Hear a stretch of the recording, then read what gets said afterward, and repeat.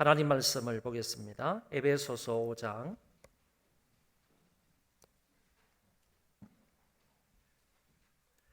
신약 성경 에베소서 5장 22절부터 6장 4절까지 제가 봉독하겠습니다. 아내들이여 자기 남편에게 복종하기를 주께 하듯 하라. 이는 남편이 아내의 머리됨이 그리스도께서 교회의 머리됨과 같음이니라. 같음이니 그가 바로 몸의 구주시니라. 그러므로 교회가 그리스도에게 하듯 아내들도 범사에 자기 남편에게 복종할지니라. 남편들아 아내 사랑하기를 그리스도께서 교회를 사랑하시고 그 교회를 위하여 자신을 주심같이 하라. 이는 곧 물로 씻어 말씀으로 깨끗하게 하사 거룩하게 하시고 자기 앞에 영광스러운 교회로 세우사 티나 주름 잡힌 것이나 이런 것들이 없이 거룩하고 흠이 없게 하려 하심이라. 이와 같이 남편들도 자기 아내 사랑하기를 자기 자신과 같이 할지니 자기 아내를 사랑하는 자는 자기를 사랑하는 것이라. 누구든지 언제나 자기 육체를 미워하지 않고 오직 양육하여 보호하기를 그리스도께서 교회에게 함과 같이 하나니 우리는 그 몸의 지체임이라. 그러므로 사람이 부모를 떠나 그의 아내와 합하여 그 둘이 한 육체가 될지니 이 비밀이 크도다. 나는 그리스도와 교회에 대하여 말하노라. 그러나 너희도 각각 자기의 아내 사랑하기를 자신같이 하고 아내도 자기 남편을 존경하라. 자녀들아 주 안에서 너희 부모에게 순종하라. 이것이 옳으니라. 내 아버지와 어머니를 공경하라. 이것은 약속이 있는 첫 계명이니 이로써 내가 잘되고 땅에서 장수하리라. 또 아비들아 너희 자녀를 노엽게 하지 말고 오직 주의 교훈과 훈계로 양육하라. 아멘.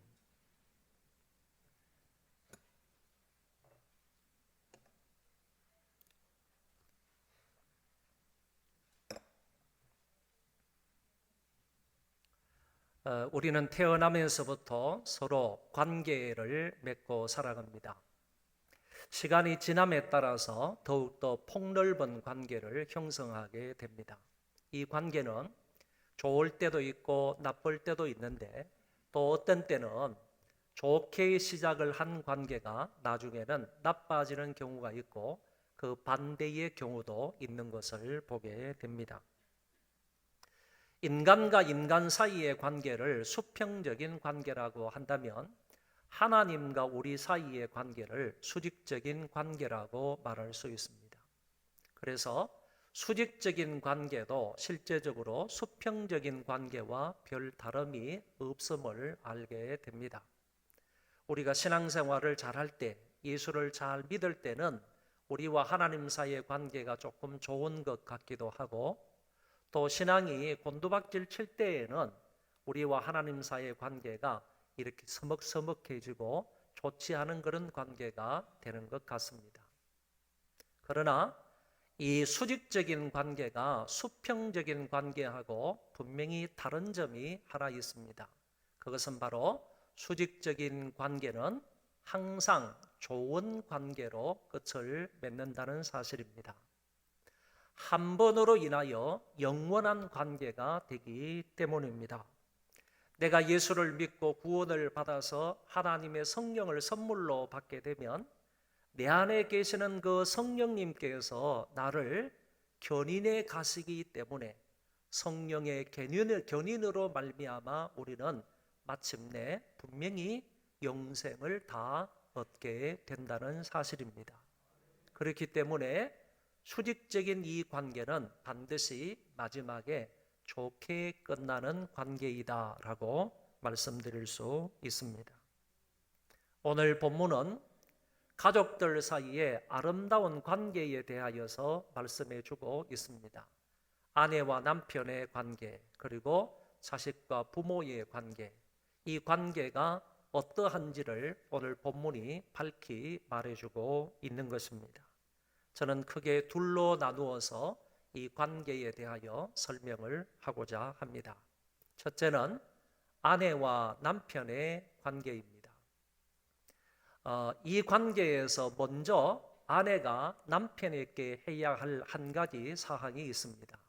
아내들이여 자기 남편에게 복종하기를 주께 하듯 하라라고 하셨습니다. 아내는 자기 남편에게 복종하라는 말씀입니다. 이 말씀을, 이 이야기를 아내들이 들을 때 우선 귀에 거슬린다 이렇게 생각할 수 있을 것입니다. 그래도 이것이 하나님의 말씀이기 때문에 아내 되는 분들은 반드시 남편에게 순종해야 한다는 말입니다. 순종의 대상을 명확하게 기록해 주고 있는데 그것은 바로 자기 남편이라고 했습니다. 딴 남편이 아니고 외간 남자가 아니라 자기 남편에게 순종, 복종해야 한다는 말씀입니다. 그러면 왜 아내가 남편에게 이렇게 순종하고 복종해야 하는가? 그것은 남편이 아내의 머리 되기 때문이라고 성경은 가르쳐주고 있습니다. 여기에서 머리라는 말은 권은 또는 권위라는 뜻을 가지고 있는 것입니다. 하나님이 태초에 아담을 창조하시고 그 아담의 갈빗뼈를 취하여서 여자를 만들었는데 이것을 보면 여자의 근원은 남자이다라는 사실을 알게 되는 겁니다. 그 남자를 창조하셨을 때 하나님께서 바로 여자의 권위자로 남자를 세웠다라고 설명할 수 있습니다. 여기에는 아내는 남편의 지도를 받고 통치를 받아야 한다라는 의미도 들어있는 것입니다. 왜냐하면 아내의 머리가 남편이라고 했을 때는 아내의 권위자가 남편이다라는 말이기 때문에 그 권위 앞에 지도를 받아야 된다, 리더십에 순종해야 된다 하는 의미가 포함되어 있다는 얘기입니다. 비록 아내와 남편이 동등하게 지음을 받았지만 그 기능은 분명히 다른 것입니다. 남자는 지배하는 성향을 가지게 되었고 여자는 순복하는 성향으로 지음을 받았습니다. 여자를 창조할 때 하나님이 분명히 말씀하시기를 돕는 배필로 만드셨다라고 했기 때문에 돕는 배필이라고 한다면 그 여자분들은 당연히 남편에게 순종해야 하는 것이다 이렇게 말할 수 있습니다.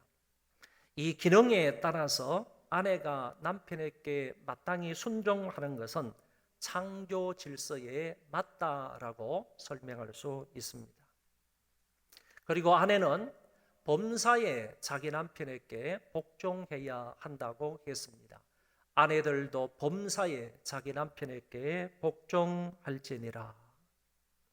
매사에 아내가 남편을 쥐고 흔들면 안 된다는 얘기고 자기 마음대로 남편을 좌지우지해서 안 된다는 얘기입니다.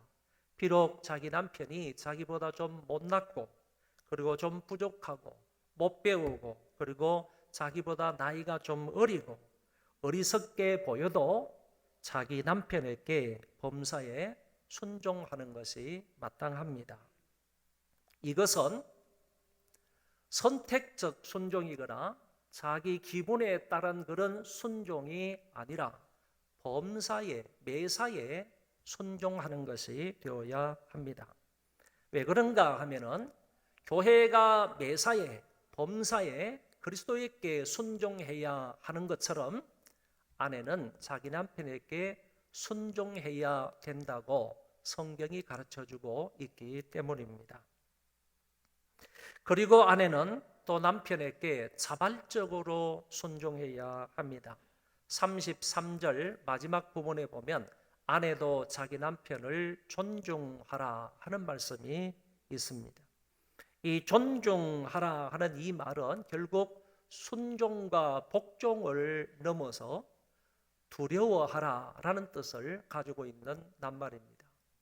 이것은 공포심에서 자기 남편을 두려워하라라는 뜻이 아니고 경외하는 마음으로 존중하는 마음으로 남편을 두려워하라 하는 뜻을 가지고 있습니다.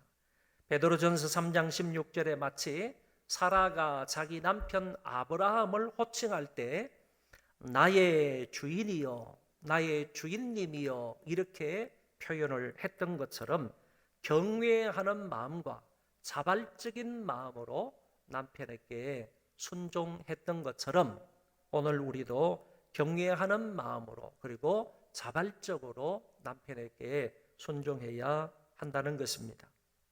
우리 소망교회 모든 아내들은 자기 남편에게 범사에 자발적으로 순종할 수 있기를 바랍니다.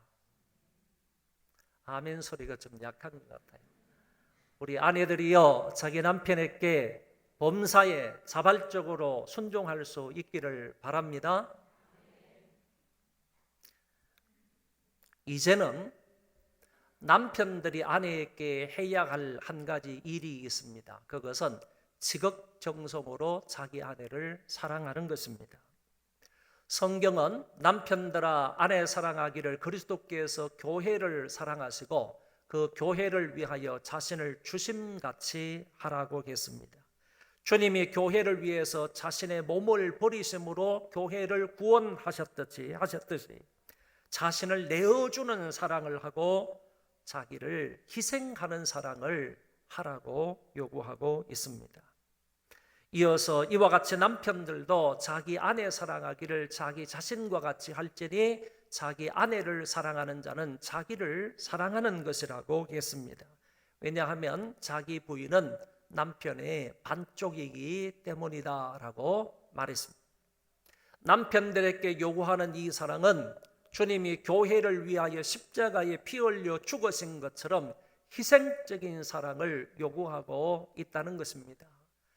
아내를 위하여서 자신을 내어주는 그런 희생, 달리 말하면 아가페적인 그런 사랑을 여기에서 요구한다는 것입니다.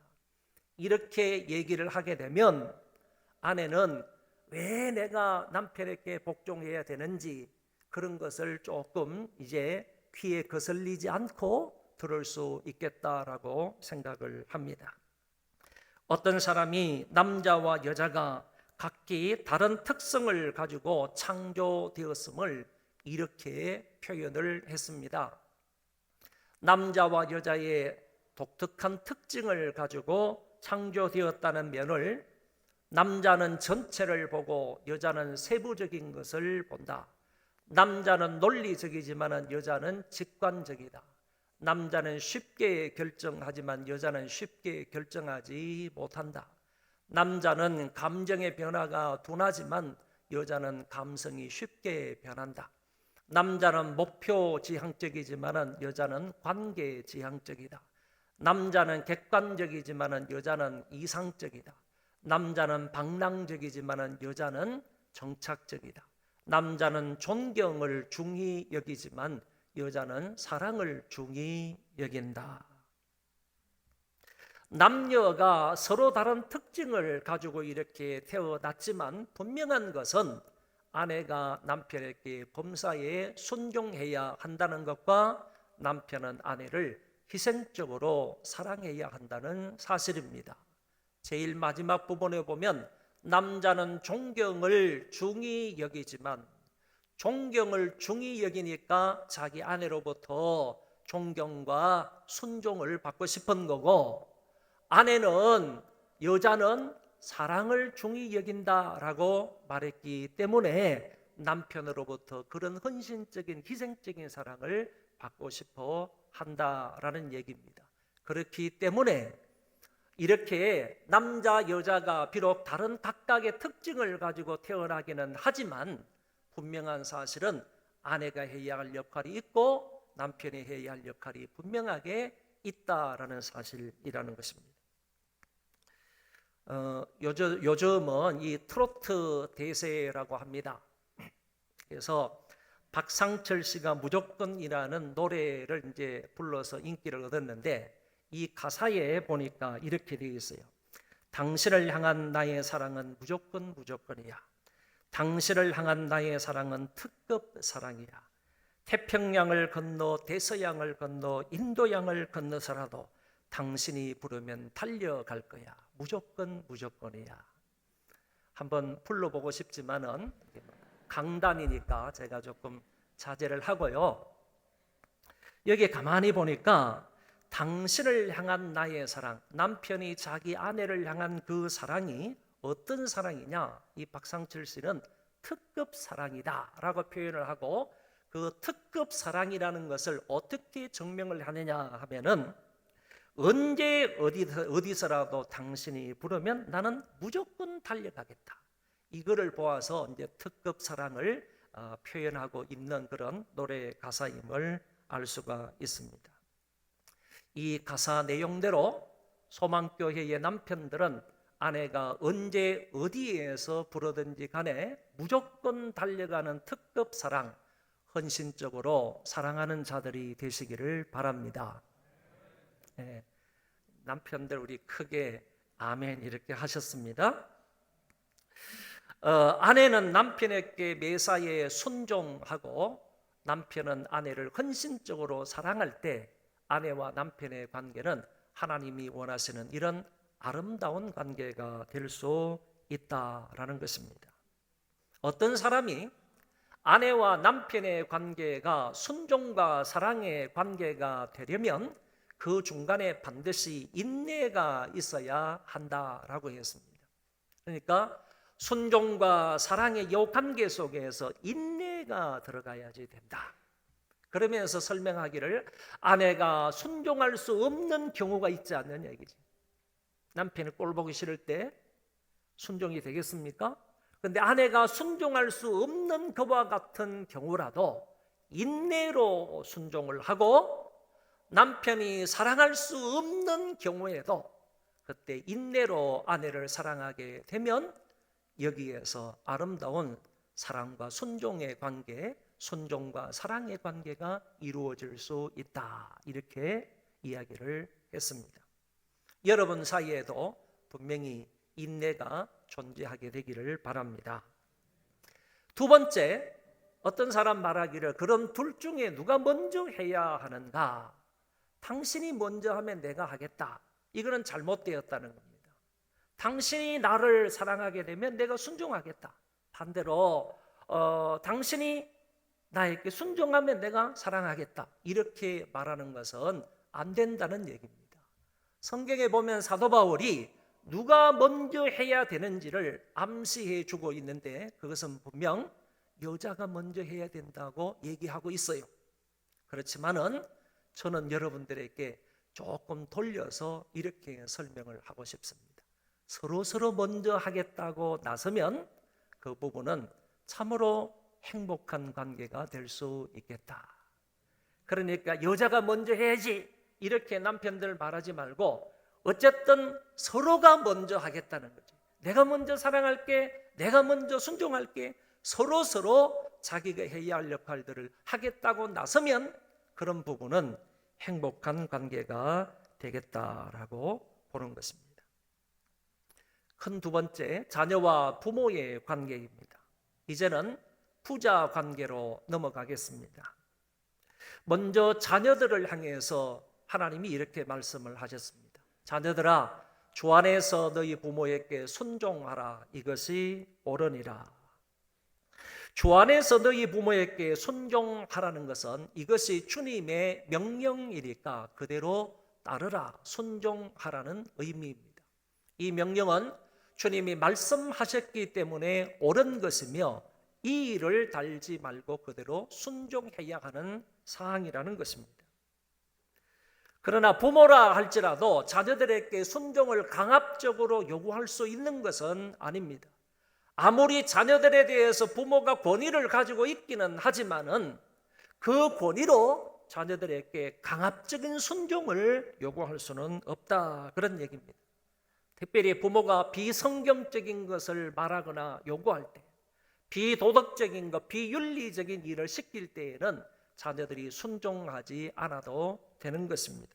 이런 의미에서 성경은 주 안에서 내 부모에게 순종하라고 가르치고 있습니다. 주 안에서 내 부모에게 순종하라 하는 이 말씀은요, 주 안에 있는 내 부모에게 순종하라 하는 말은 아닙니다.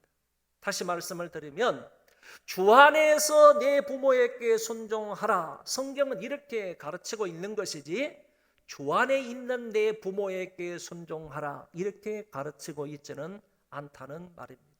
주 안에 있는 내 부모에게 순종하라 하는 이 말은 내 부모가 믿을 때 믿는 부모에게 순종하라는 말이 되는데, 오늘 여기에서 가르쳐주고 있는 것은 자녀로서 믿는 부모이든 믿지 않는 부모이든 동일하게 순종할 것을 가르치고 있다는 말입니다.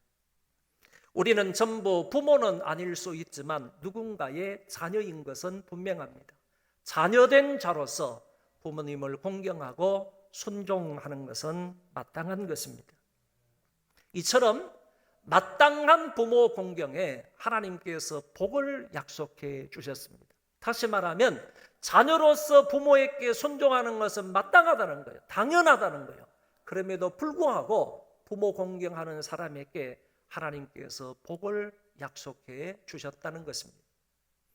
2절 3절에 보면 내 아버지와 어머니를 공경하라. 이것은 약속이 있는 첫 계명이니 이로써 내가 잘되고 땅에서 장수하리라고 했습니다. 여기서의 공경이라는 것은 순종을 넘어서는 말입니다. 공경은 존중하며 더 나아가서 존엄하게 대하는 것을 공경이라고 말합니다. 그러니까 자식들은 마땅히 부모님을 공경하는 차원까지 나와야 된다는 거예요. 여기 보면 공경하는 마음에는 위선과 거짓이 있을 수 없다라고 했는데 순종하는 마음에는 위선과 거짓이 있을 수가 있다는 얘기입니다. 부모님이 시키니까 억지로 그냥 마지못해서 마음속에는 불평불만이 가득하면서도 부모님이 시키니까 하라고 하는 것이니까 그냥 해야지, 이런 마음을 얼마든지 가질 수가 있다는 것입니다. 그러나 공경하는 마음이 있을 때에는 그런 공경하는 마음으로 부모에게 순종하는 것은 그곳에는 위선과 거짓이 있을 수가 없다, 그런 얘기입니다. 그래서 부모님을 공경하는 마음에서 순종하는 것이 필요하다는 말씀입니다. 부모 공경이 약속 있는 첫 계명이라고 말씀을 하셨습니다. 여러분 10계명 중에 2계명과 5계명에만 약속이 주어져 있다는 사실을 출애굽기 20장을 통해서 우리가 알 수 있습니다. 제2계명이 있고 난 다음에 따르는 약속이 뭐냐? 나를 사랑하고 내 계명을 지키는 자에게는 천대까지 은혜를 베푸느니라 그랬습니다. 그런데 나를 사랑하고 이 계명을 지키는, 내 계명을 지키는 자에게 천대까지, 예를 들어서 한 대가 30년이라고 한다면 천대는 몇 년입니까? 그렇게 오랫동안 너의 자손들에게 복을 주시겠다고, 은혜를 주시겠다고 하나님이 약속하신 말씀입니다. 그런데 가만히 잘 보면 이 계명을 지킨다고 해서 이런 복이 약속되어 있느냐라고 한다면 여기에서는 이 계명을 지킴으로써 이와 같은 은혜와 복을 약속한 것이 아니고 계명 전체에 해당하는 말씀이고, 하나님 전체를 사랑하는 그런 사람, 하나님을 사랑하고 계명 전체를 지키는 그런 사람에게 이와 같은 복이 약속된 말씀이다라고 볼 수가 있다는 것입니다. 그러니까 이거는 하나님을 사랑하고 계명 전체를 지키는 모든 사람에게 약속된 복이지 이 계명만 지킴으로 인해서 따르는 복이 아니다라고 말할 수 있는 것입니다. 그런데 5계명이 주어지고 난 이후에는 내 부모를 공경하라. 이건 출애굽기의 말씀이요. 내 부모를 공경하라. 그리하면 그 계명에 따라서 곧장 결과가 나온다는 것을 엿볼 수 있는데, 그리하면 내 하나님 여호와가 내게 준 땅에서 내 생명이 길리라, 장수하리라 하는 복을 약속해 주셨다는 것입니다. 그렇기 때문에 실제로 계명을 지킴으로 인하여서 얻을 수 있는 복은 제5계명뿐이다라는 얘기예요. 하나님께서 그 계명에 따르는 복을 약속하신 것은 이 계명은 그런 것이 아니고 5계명에 따르는 복만을 약속을 하셨다, 그런 얘기입니다. 그게 뭐냐? 오늘 출애굽기 20장 12절에서는 내게 준 땅에서 내 생명이 길리라 이렇게 말씀을 하셨지만은 오늘 본문에서는 다르게 말씀을 하시는데, 그게 바로 내가 땅에서 잘되고 땅에서 장수하리라 하는 복을 약속을 해 주신 것입니다. 그러니까 저와 여러분들은 생각하실 것은, 오늘 사도 바울이 이것이 약속 있는 첫 계명이다라고 말씀하신 것은 5계명에 따른 복만 있다는 것을, 그 복이 약속 있는 첫 계명이다라고 말씀하시는 것으로 바꿔, 그 복이 무엇이냐? 오늘 본문에 있는 것을 말한다면 자녀들이 잘 된다는 겁니다. 여러분들의 자녀가 잘 되기를 바랍니다. 어떤 모습으로든지 부모가 바라볼 때 잘 되는 게 다를 수 있고, 하나님이 바라보실 때 잘 되는 게 다를 수 있지만은, 어떤 모습으로든지 여러분들의 자녀들이 복된 생활을 할 수 있기를 바랍니다. 그러려면 자녀들에게 부모 공경을 가르쳐야 한다는 것입니다. 여러분들이 누구의 자녀라고 한다면 여러분들이 부모 공경을 해야지 여러분들의 삶이 복된 생활이 될 수 있다는 말입니다. 그리고 땅에서 장수하리라 그랬습니다.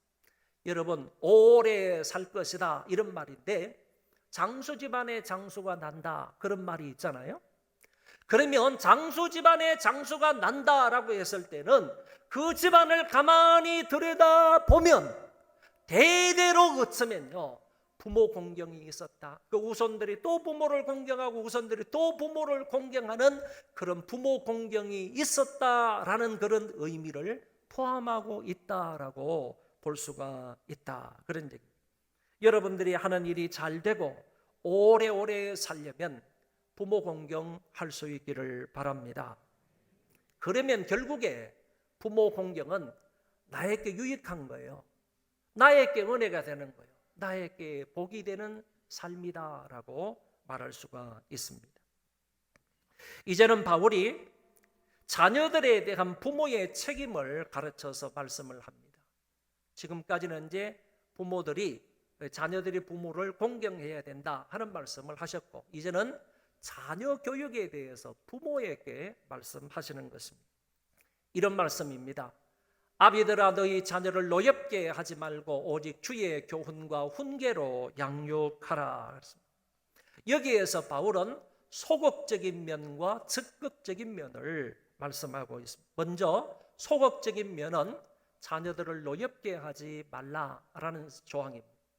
여기 부모가 자녀들을 노엽게 하는 경우가 있을 수 있는데, 주로 어떤 경우에 부모의 말이나 행동이 자녀를 노엽게 하느냐 하면은, 일관성 없이 말할 때 자녀가 노여움을 탈 수 있고, 부모의 주관을 강압적으로 말할 때, 자녀는 이거 하고 싶지 않은데 부모가 계속해서 이거 해야지 되는데 이거 해야 되는데 하는 그런 주관적인 입장에서 강압적으로 말할 때, 그리고 감정적으로 잔혹하게 말할 때, 그리고 다른 여러 자녀들과는 다른 사람들과 비교해서 편애할 때, 그리고 자녀의 인격을 무시할 때, 그리고 육체적으로 학대할 때, 이럴 때 부모로 인하여서 자녀가 노여움을 갖게 된다는 말입니다.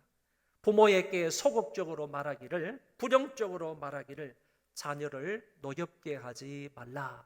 이와 같은 경우라 할지라도 어쨌든 자녀를 노엽게 해서는 안 된다고 말씀을 하셨습니다. 적극적인 면은 주의 교양과 훈계로 양육하라는 말씀입니다. 여기에서 교양이라는 것은 자녀들에게 본을 보여 자녀를 인도한다는 뜻입니다. 예배의 본을 보이는 것, 기도의 본을 보이는 것, 찬양하는 것에 본을 보이는 것, 이웃사랑의 본을 보이는 것, 다양한 것들 기독교적인 삶의 영역 속에서 자녀들에게 본을 보임으로 인해서 자녀들을 이끌어가는 것, 안내하는 것, 이것을 가리켜서 교양이라 이렇게 말을 했습니다. 본을 보임으로 자녀를 기독교 신앙으로 잘 안내하라는 얘기고, 훈계라는 말은 권면과 경고와 교훈의 뜻을 가지고 있는 말입니다. 달리 말해서 말로써 자녀를 훈련하라, 말로써 자녀를 교육하고 훈련하라는 뜻을 가지고 있는 말입니다.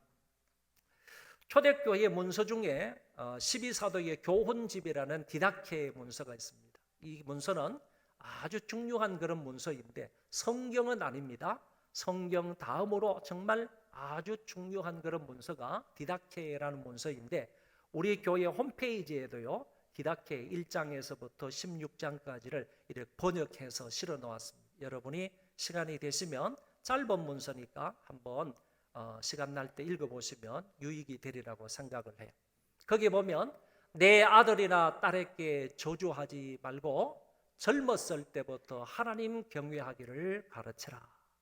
디다케 4장 9절에 이런 말씀이 있습니다. 하나님은 우리 자녀들에게 무엇을 어떻게 교육해야 하는지를 분명하게 말씀해 주셨습니다. 그럼에도 불구하고 현대 부모님들은 세속적인 것, 세상적인 교육에 빠져 있는 것을 볼 수 있습니다. 취미 생활을 가르친다든지 아니면 오락이라든지 학교 공부라든지 스포츠라든지 음악이라든지 컴퓨터라든지 이런 것을 가르치고 교육하는데 돈과 시간을 집중 투자하는 부모들을 많이 보게 됩니다. 그러나 이것보다도 더 중요하고 가치 있는 것이 주의 교훈과 훈계로 양육하는 것임을 잊지 않기를 바랍니다. 먼저 자녀들에게 복음을 전파하여 자녀들을 구원하여 자녀들로 하여금 하나님의 자녀로 살아가게 해야 합니다. 여러분, 내 자녀로 살아가는 데는 한계가 있어요. 인간의 자녀로 살아가는 데는 한계가 있단 말이죠. 그러나 그런 자녀들도 하나님의 자녀로 살아가게 해야 됩니다. 하나님의 자녀로 살아가게 한다면 그들에게는 부족함이 없는 인생이 될 줄로 믿습니다. 공부를 잘해서 좋은 대학에 가거나 뿐만 아니라 좋은 직장을 얻고 그리고 직장에서 아주 시시때때로 그냥 진급을 하고 돈을 많이 벌고 이것도 중요하지만은 이것보다도 더 중요한 것은요, 예수를 잘 믿고 신앙생활을 잘하는 게 훨씬 더 가치 있고 중요하다는 사실입니다. 왜냐하면 육체적인 일은 잠깐일 뿐입니다. 그러나 영혼 구원과 그 이후의 삶은 영원하기 때문입니다. 나는 하나님의 자녀라는 분명한 영적 정체성을 가지고 살아가는 여러분들의 자녀가 될 때 그것이 바로 다른 어떤 것보다 더 중요하고 가치가 있다는 것입니다.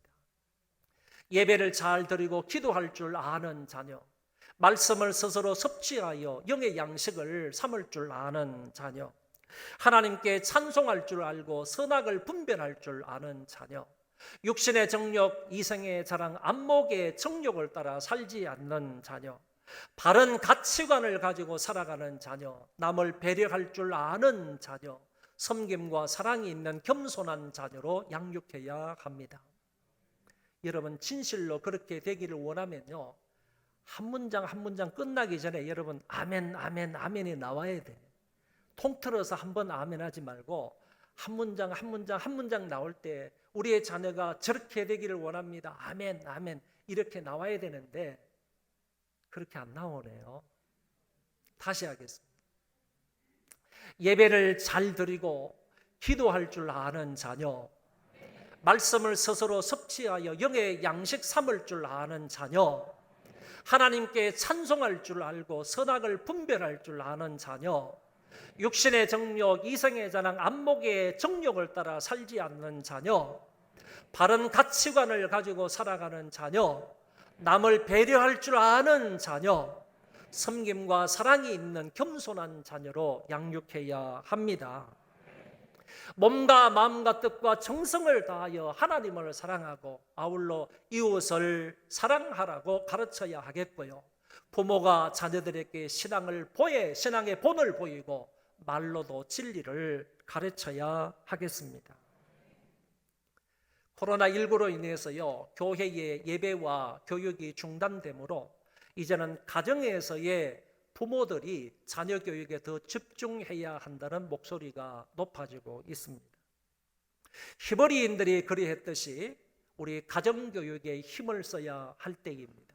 몸과 마음과 뜻과 정성을 다하여 하나님을 사랑하라고, 몸과 마음과 뜻과 정성을 다하여 또한 내 이웃을 사랑하라고 교육해야 합니다. 부모가 저들에게 신앙의 본을 보이고 말로도 진리를 가르쳐야 합니다.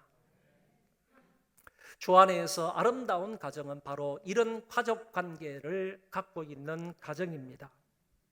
아내는 자기 남편에게 순종하고 남편은 자기 아내를 헌신적으로 사랑해야 합니다. 그리고 자녀들은 부모를 공경하고 순종해야 하며 부모는 자녀들을 노엽게 하지 말고 주의 교양과 훈계로 양육해야 합니다. 그리하여 여러분의 가정이 다른 사람들로부터도 칭찬과 인정을 받고요.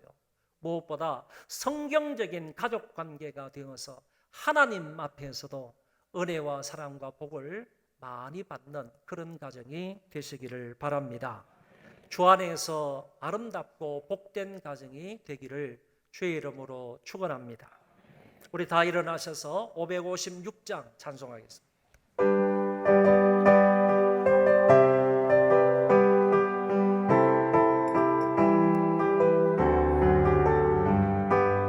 날마다 주님을 의지하는 우리 집 온 가족 복되어라. 다 함께 모여서 찬양하네. 하늘의 위로가 넘쳐나네. 할렐루야. 우리 가족 사랑과 행복한 안식처. 할렐루야. 우리 가족 주님만 모시고 살아가리. 아버지 어머니 사랑하고 형제와 자매들 우애하니. 세상의 풍파가 밀려와도 주 사랑 안에서 두려웠네. 할렐루야. 우리 가족 사랑과 행복의 안식처. 할렐루야. 우리 가족 주님만 모시고 살아가리. 말씀과 기도가 풍성하고 기쁨과 감사가 가득하니. 하나님 우리 집 생각하사 때때로 복되게 하시도다. 할렐루야. 우리 가족 사랑과 행복의 안식처. 할렐루야. 우리 가족 주님만 모시고 살아가리. 우리 가족들이 성경적인 가족 관계가 되게 하여 주옵소서. 그리하여 주 안에서 아름답고 행복한 가정이 되게 하옵소서. 우리 가정이 주 안에서 아름다운 가정이 되게 해달라고 함께 통성으로 기도하겠습니다. 자비하시옵소서.